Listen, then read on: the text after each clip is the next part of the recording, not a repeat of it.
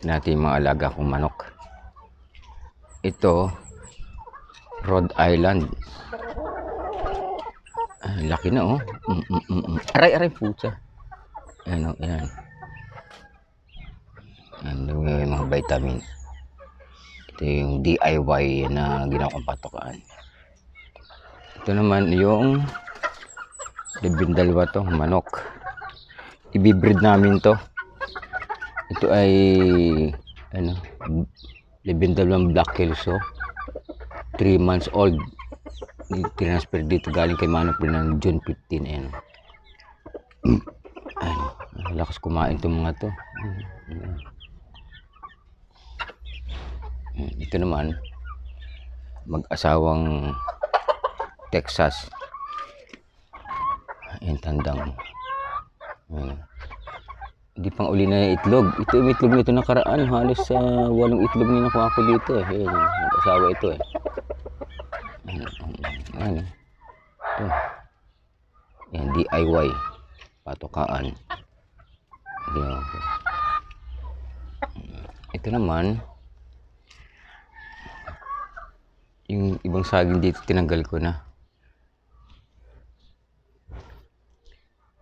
Ito gagawin kong ano, dito ko itatransfer yung mga manok 12.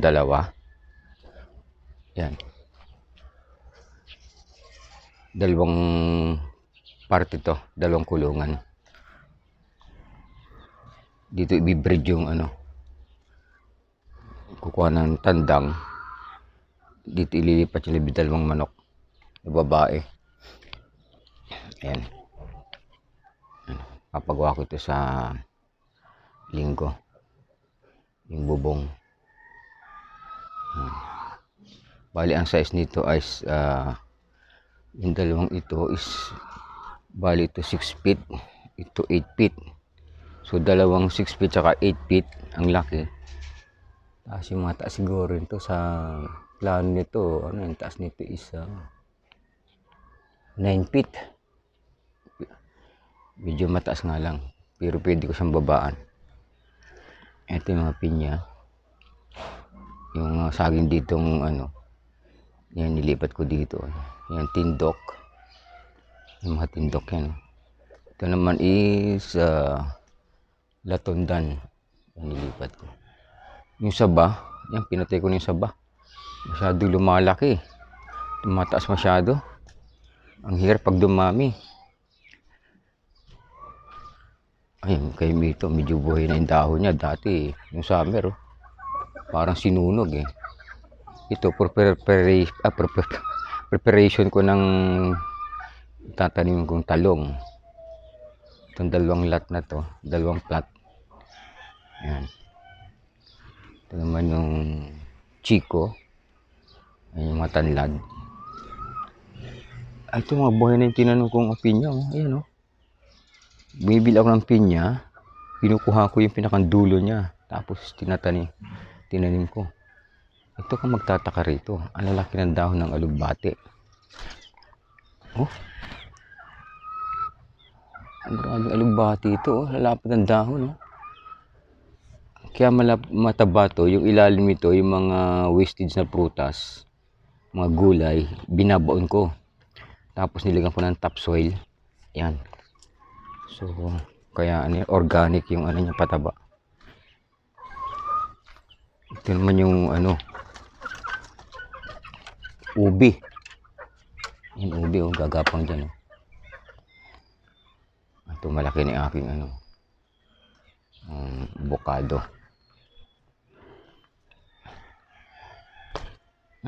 Tanim ako dito ng ano, kamatis. Yan. Mga luya, buhay na naman yung mga luya.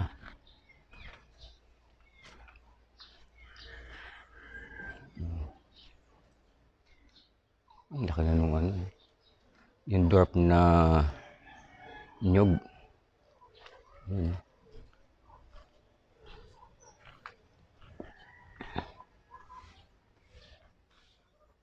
Mga kalamansi. Yan. Ito yung kalamiyas. Wala siyang bunga ngayon. Ito Tapos nagpunla ako dito ng talong. Ayan o. Pagka mga nakailang dahon na yan, tatransfer ko. Yung ilang dahon pa lang ito ay mga 4 pa lang. Wala, medyo malaki pagka-transfer para hindi ano yun, inukot-kot ng pusa.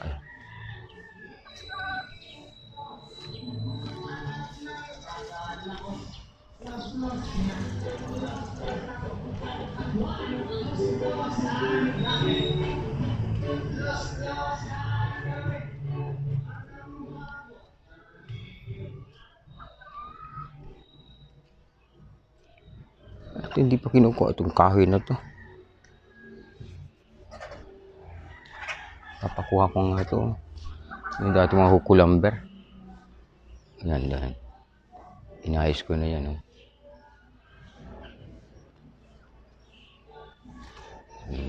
I-update ko lang ulit ito.